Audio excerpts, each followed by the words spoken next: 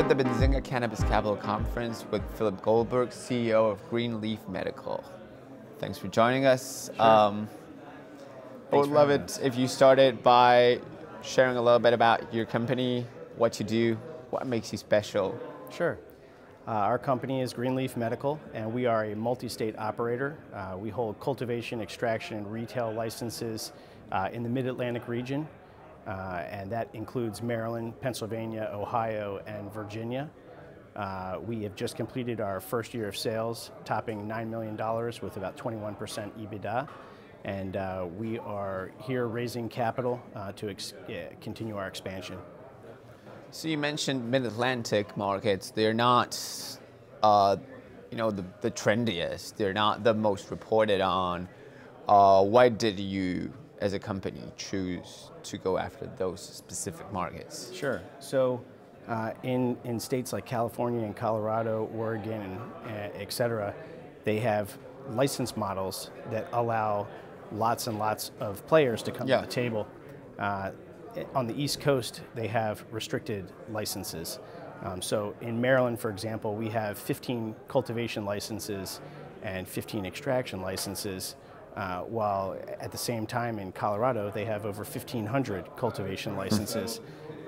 Most people don't realize that Maryland actually has 600,000 more residents than Colorado. And so enjoying less competition keeps our wholesale prices stable and ensures our longevity and our profitability. Do you foresee a recreational market in any of these states? Yes, it's on the ballot this year in Maryland, as well as Pennsylvania are moving rapidly in that direction. I think Ohio will come online sometime in the next 2 years. Virginia certainly will take longer. They are a very medically focused market. Mm-hmm. So one of the things I've been hearing a lot is there's a certain lack of ease of access to medical cannabis in Ohio.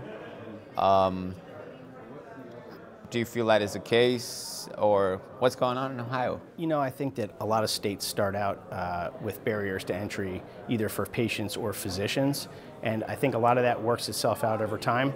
Ohio in particular has had a lack of testing facilities become available, and as we get closer and the program really launches here in the next month or two, we are going to see those gaps filled in as we have in other states, and I really feel confident that Ohio, despite some initial stumbling blocks, is going to come online smoothly, and patient access is really going to increase over the next 12 months. So let's talk about the neighbor, Michigan. It's home to our beloved Benzinga, and it recently went rec. Are you eyeing that market at all? Are you interested in recreational markets, or are you really hyper-focused on the medical side of it? So we are hyper-focused on the medical side. That doesn't mean we won't serve rec.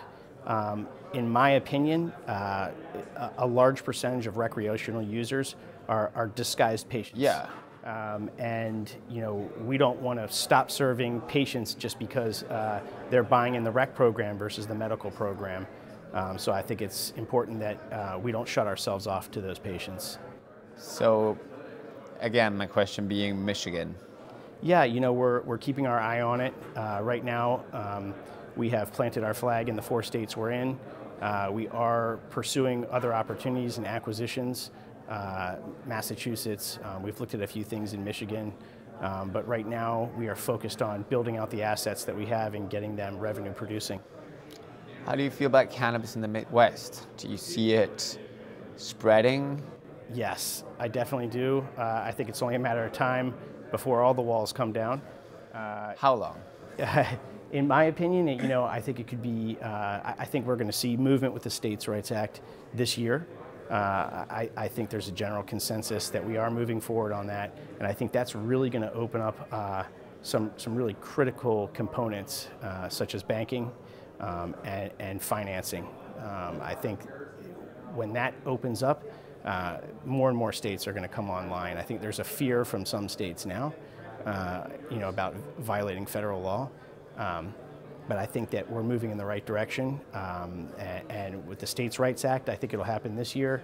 with a rescheduling or descheduling. I think that'll happen in the next 18 to say 36 months at the tops.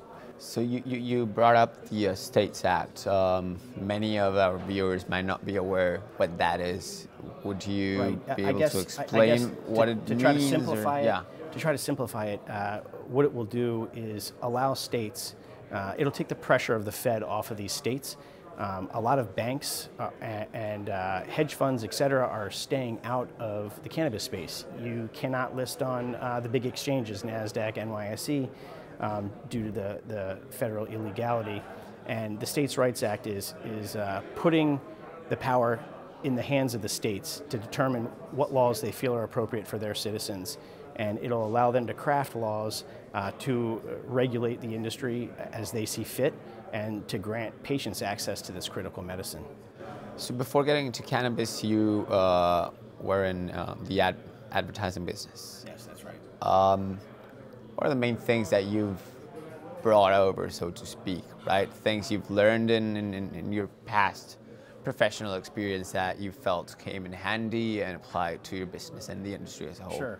So I guess some of the basics that you would get in any business when you start it from scratch and you operate as a CEO, you learn all the components of how to hire and how to put the right people in place and surround yourself with good people. And what's made us successful are the employees that we have and the people that we've surrounded ourselves with.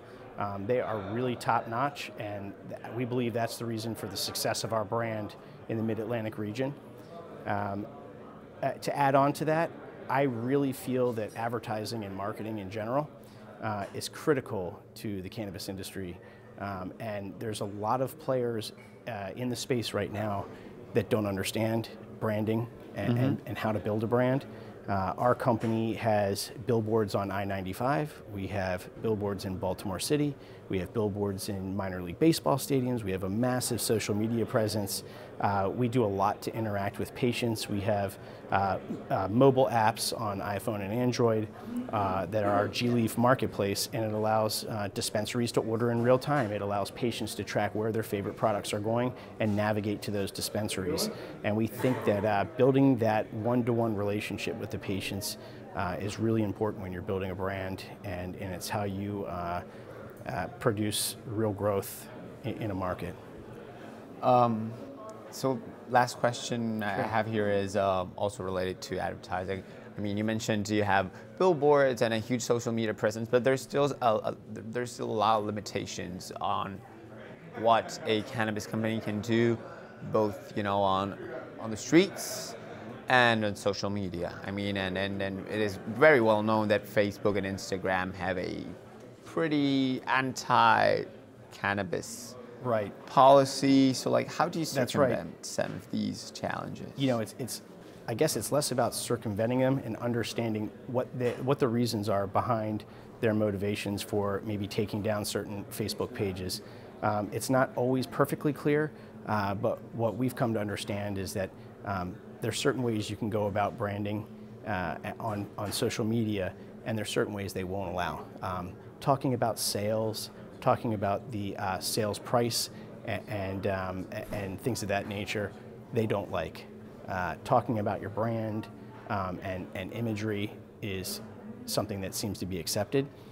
Again, it's not a perfect science right now. Some people that are following the rules are not able to keep their pages up, but we follow a very close line with our billboards, for example. All it has on it is our brand, G-Leaf. And so we don't show imagery on our billboards. We ensure that our billboards are never within proximity to schools or churches. And when you abide by those rules, you're liable to stay up and running. Great. Thanks for sharing your knowledge and advice. Sure. Thanks for joining us. Appreciate it. Hope you're enjoying and it's been a continue great to show. enjoy the event in Miami. All right. Thank you very much. Thank you.